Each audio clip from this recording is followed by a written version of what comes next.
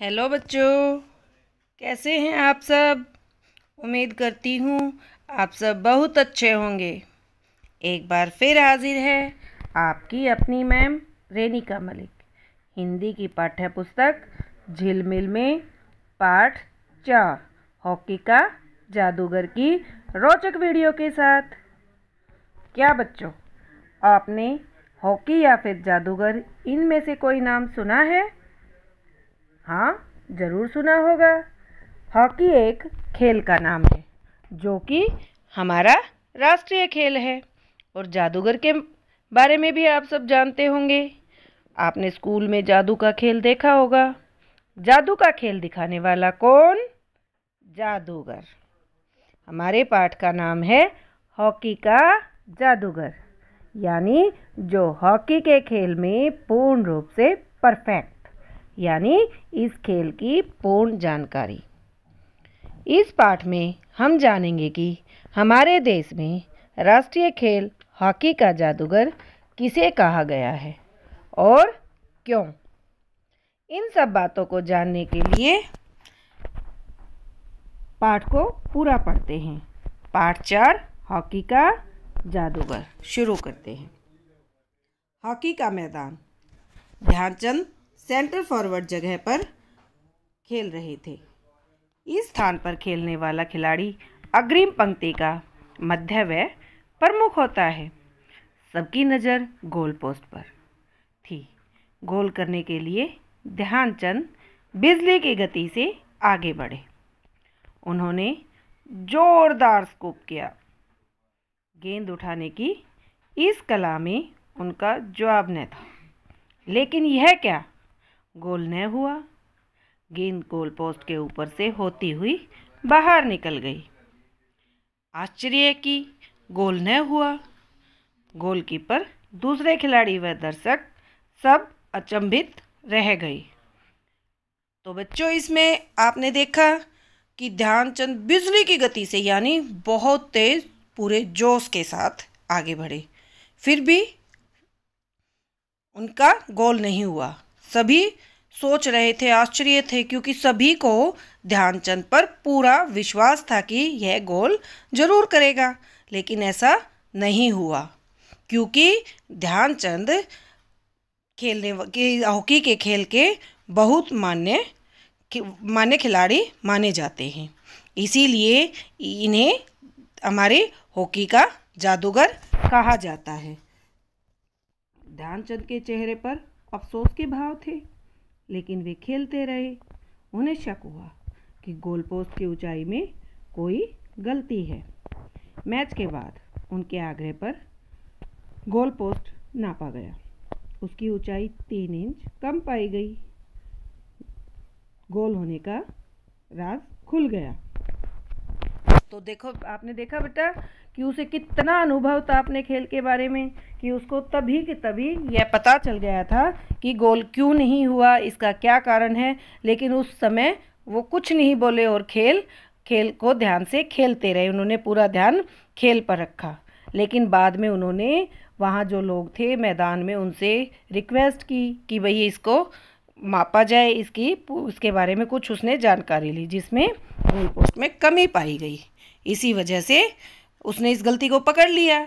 तो इससे हम कह सकते हैं कि ध्यानचंद को सही मायने में हॉकी का जादूगर कहा गया है। ध्यानचंद ने सेंटर फॉरवर्ड के रूप में खेलते हुए अपने खेल जीवन में 1000 गोल किए, जो कि विश्व रिकॉर्ड है।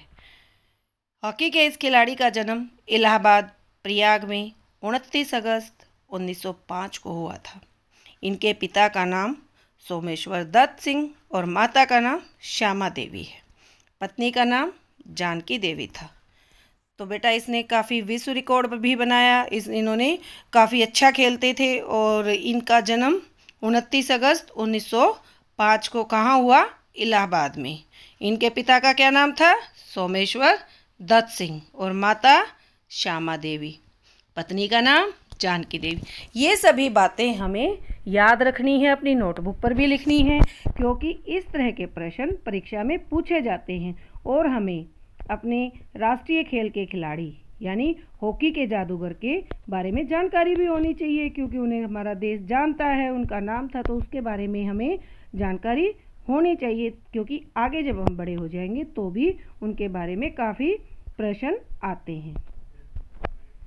मात्र 16 वर्ष की उम्र में ध्यानचंद को भारतीय सेना में नौकरी मिल गई। वे दिन में नौकरी करते और रात में मन लगाकर हॉकी का अभ्यास करते थे। तो इसमें प्रश्न आ सकता है कि उन्हें किस उम्र में, किस एज में नौकरी मिली? 16 वर्ष की छोटी सी उम्र में ही, आयु में ही नौकरी लग गई थी। कहाँ? भारतीय सेना में।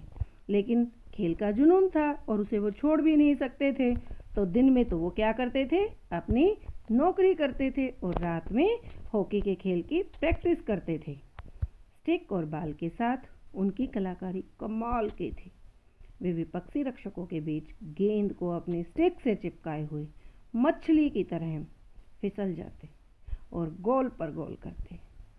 मतलब वो इतने एक्टिव थे, जैसे आपने मछली को देखा, एक बार ऊपर दिखती और फिर नीचे चली जाती है एकदम से, एक बार ही हम पलक झपकते इतनी देर में वो गायब। इसी तरह से ध्यानचंद थे, हॉकी के खिलाड़ी। अपनी विपक्षी टीम के बीच से बॉल को लेते हुए और गोल पर गोल कर देते थे। इनके प्रारंभिक प्रशिक्षक सूबेदार मेजर बाले तिवारी ने इन्हें हॉकी के कई महत्वपूर्ण गुर सिखाए। इनके बचपन का नाम ध्यान सिंह था, लेकिन सेना के अधिकारियों ने ही प्यार से इनका नाम ध्यानचंद रख दिया। तो पहले छोटे थे तो इन्हें सब ध्यान सिंह कहते थे, इनका नाम रखा गया था ध्यान सिंह। लेकिन ये सबके इतने प्रिय थे, इतने प्यारे थे, जब इनका सेना में नौकरी लगी तो सभी इनके खेल में इनका इतना ध्यान, इनकी एकाग्रता को देखकर सभी ने ध्यानचंद कहने लगे और इनका आगे चलकर ये ध्यानचंद के नाम से ही जाने जाने लगे। खेल में उपलब्धियों के कारण सन 1947 के बाद मेजर के रूप में उनकी पदोन्नति दी गई इनको।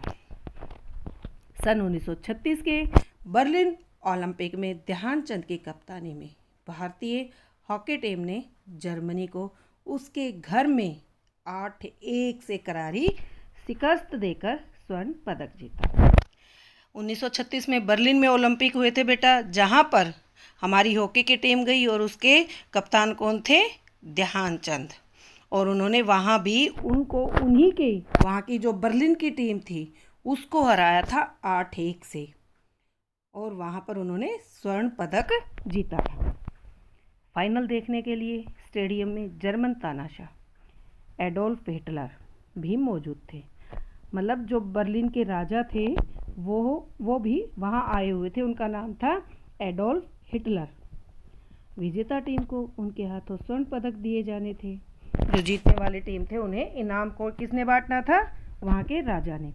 लेकिन जर्मनी की हार से वे इतने गुस्से में थे कि खेल समाप्त होने से पहले ही स्टेडियम छोड़कर चले गए।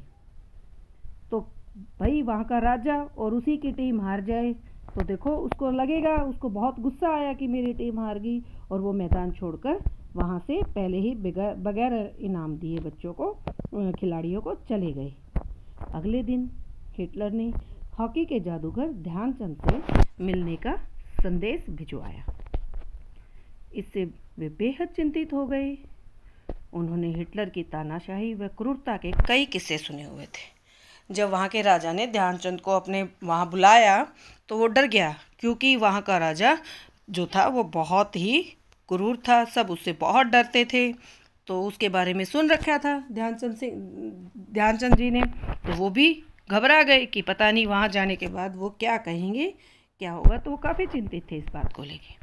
अगली सुबह जब ध्यानचंद हिटलर से मिलने पहुँचे तो जर्मन तानाशाह ने बेहद गर्मजोशी से उनका स्वागत किया।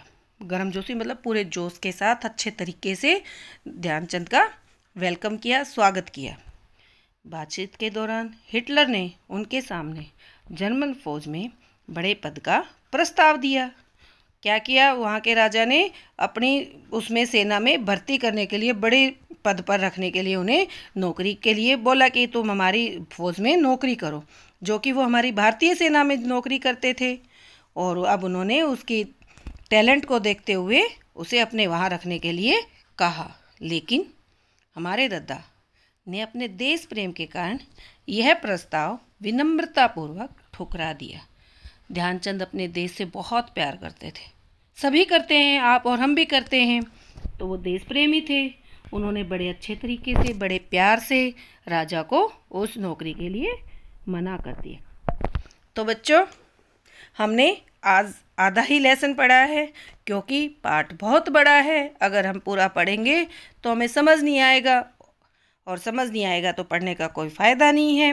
तो आगे का भाग हम नेक्स्ट वीडियो में पढ़ेंगे। तब तक के लिए बच्चों, बाय बाय।